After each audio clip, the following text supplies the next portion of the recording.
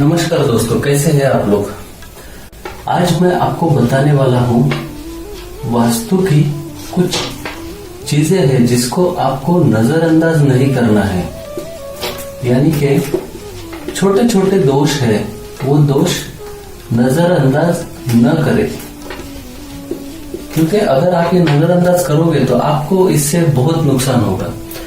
छोटे हैं लेकिन क्या है ये हम देखेंगे। दोस्तों, अगर आपने अभी तक मेरा चैनल सब्सक्राइब नहीं किया है तो कृपया इसको सब्सक्राइब कीजिएगा। वीडियो के एंड में नीचे जो लाइक बटन है उसको प्रेस करना प्लीज मत भूलिएगा।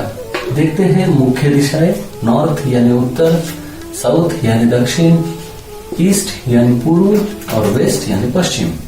ये घर की मुख्य दिशाएं हैं। वास्तुशास्त्र के अनुसार घर पर अगर वास्तु संबंधित कोई दोष है तो इससे घर में नकारात्मक ऊर्जा बढ़ती जाती है, जिसकी वजह से व्यक्ति के जीवन में परेशानियां आने लगती हैं। इसलिए वास्तु में कुछ उपाय और कुछ सावधानियां भी बताई गई है, जिसे ध्यान से देखने पर या फिर गौर करने पर और उसको इम्प्लीमेंट करने पर आपके घर में सकारात्मक ऊर्जा जरूर बढ़ने लगती है। वास्तु विज्ञान के अनुसार घर में कई बार कुछ ऐसी चीजें होती है जिसकी हम अनदेखी कर देते हैं, लेकिन ये अनदेखी बाद में फ्यूचर में जाकर हमारे लिए बहुत बड़ी परेशानी खड़ी कर सकती है। ऐसी क्या चीजें हैं कि जो हम वास्तु में नजरअंदाज ना करें। ध्यान में रखना है कि घर में बहुत बार ऐसा होता है, अभी जैसा हम जानते हैं घर का जो मेन स्ट्रक्चर अगर देखते हैं, नॉर्थ ईस्ट है पूजा रूम, साउथ वेस्ट है बेडरूम, नॉर्थ वेस्ट बच्चों को दिया है और साउथ ईस्ट है किचन।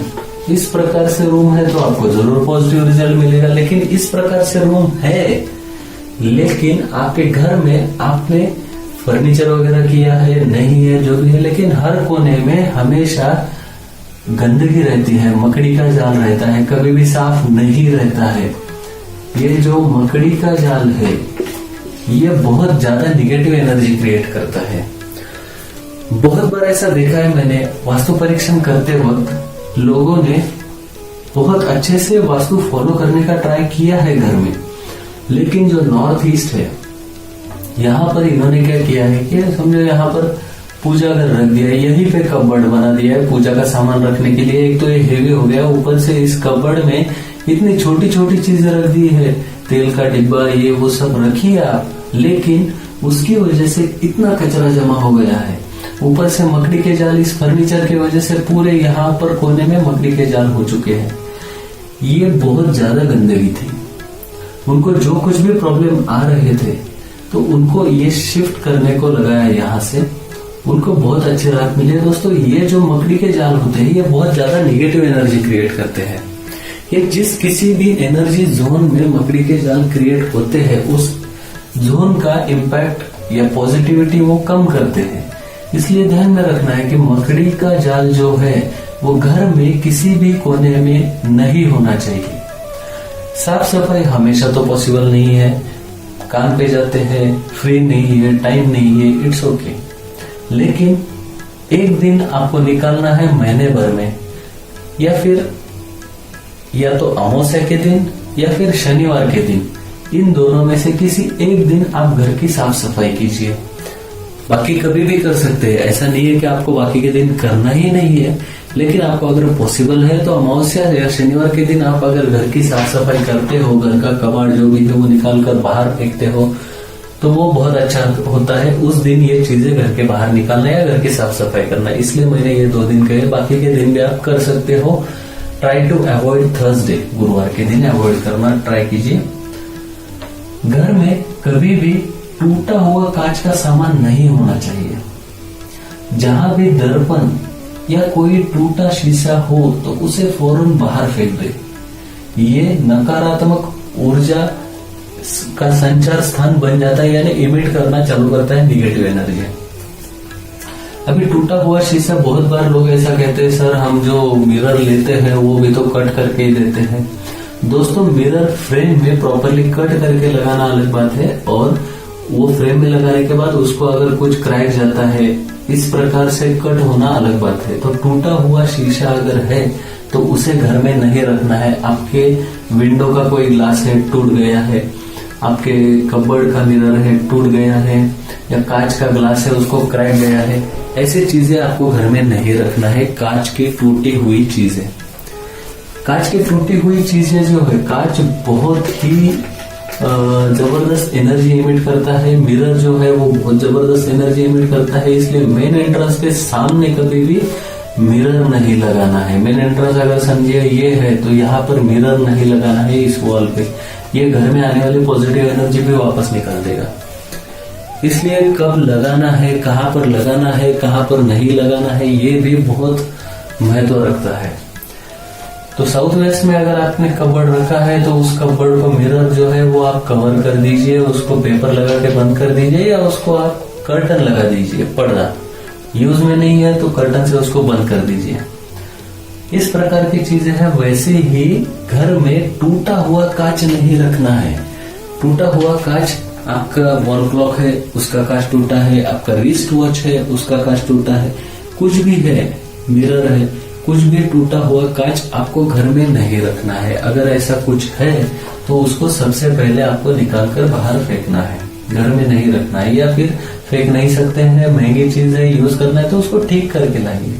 वैसा टूटा हुआ उसको घर में मत रखिए। घर में चमगादड़ का प्रवेश होना अशुभ माना गया है।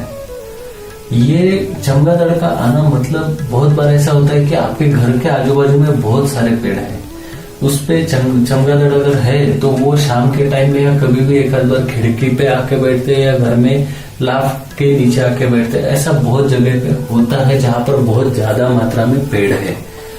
तो इस कंडीशन में आप आपके विंडो को एक नेट लगा दीजिए ताकि वो अंदर ना आ पाए, और डोर तो नॉर्मली बंद ही रहते हैं, तो आप वहां पर नेट लगा दीजिए ताकि वो अंदर ना, क्योंकि वो जो है वो एक सूनेपन का एक प्रतीक है, उसको मानते हैं, इसलिए वो घर में आना अच्छी बात नहीं है। घर के कोनों में दरारें और सीलन नहीं होनी चाहिए। घर में जहां भी दरारें हो उसकी मरम्मत करवाए। दरारों का होना धन के लिए अशुभ माना गया है। बहुत बार क्या होता है कि फ्लैट होता है, फ्लैट सिस्टम अपार्टमेंट में ऊपर के किसी का लीकेज होता है टॉयलेट का, समझिए यहाँ पर इस फ्लैट में यहाँ पे टॉयलेट है, ऊपर वाले का लीकेज है तो यहाँ पर ये दीवार पूरी फूल गई है उस लीकेज की वजह से। तो ये जो एनर्जी जोन है ये आपको बहुत बहुत ज्यादा निगेटिव एनर्जी देगा। अगर दीवार आपके जो है उसमें दरारें हैं या वो उसमें पानी ये हो गया है, पानी गया है पूरी दीवार में, इस ऐसे कंडीशन में आपको सबसे पहले वो रिपेयर करना है लीकेज। अगर आपका रेंटेड हाउस है, आपके लैंडलॉर्ड को आप बोल दीजिए, आपका खुद का हाउस है तो आप सबसे पहले ये फिक्स कीजिए, चाहे खर्चा कितना भी हो, इसको आप रिपेयर कीजिए। ये आपके लिए भी अच्छा नहीं है, ये बिल्डिंग के लिए भी अच्छा नहीं है। बिल्डिंग में लीकेज आना मतलब बिल्डिंग को कैंसर होना कहते हैं। एक बार लीकेज आ गया तो उसको निकालना, उसको रिपेयर करना, या उससे जो नुकसान होगा, जो स्टील होता है दीवार में, पिलर में, ये वेटनेस की वजह से वो पूरा सड़ जाता है। इसलिए सबसे पहले अगर ऐसा कुछ है, दीवार में पानी हो गया है तो उसको आपको निकालना है, रखना नहीं है। वास्तु में अगर आपका कोई भी नल है, बेसिन का है, किचन में सिंक का है, टॉयलेट बाथरूम किधर का भी नल टैप जो है उसमें से पानी अगर टपकता है तो उसको रिपेयर कर दीजिए। वैसा होना अच्छा नहीं है। ऐसा कहा जाता है कि वैसा होने से पैसा टिकता नहीं है।